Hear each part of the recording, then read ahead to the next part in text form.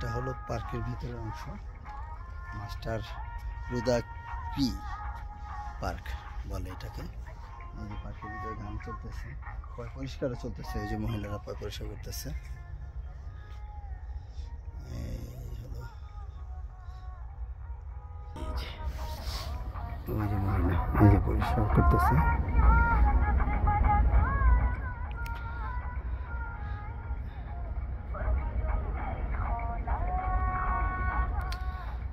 আসলে পার্ক অনেকদিন এই যে তুষার পড়ছে তো, বরফ পড়ার কারণে এগুলাই হয়ে রয়েছে।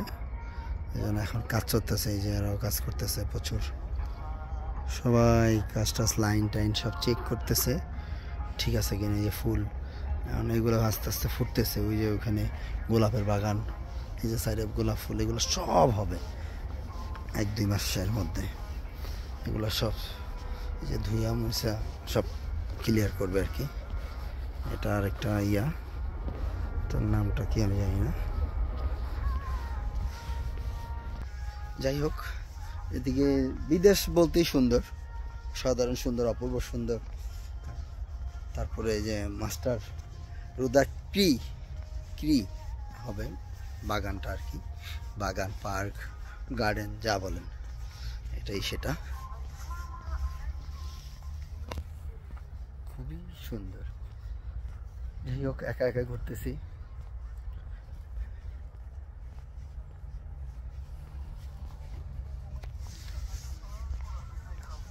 সব কিছুই দৃশ্যমান একটি জায়গা, এই জায়গাটা আরেকটা।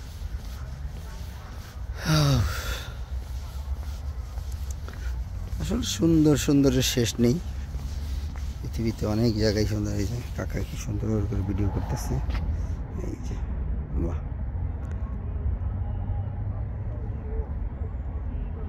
আসলে ভিডিও ছবি সবারই একটু ভালো লাগে,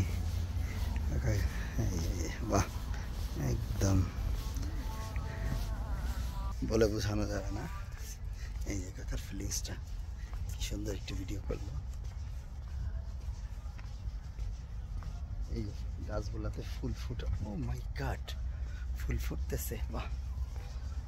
এগুলো সব বরফে ভরে থাকে, বরফে ভরে থাকে। এই যে ফুল ফুটছে, যাকে এই ফার্স্ট দেখলাম, জানা আছে তা জানি না,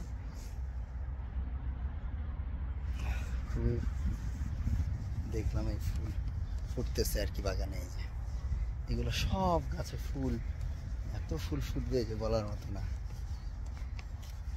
এই যে ফুল, অতটা সুন্দর গ্রাম নাই।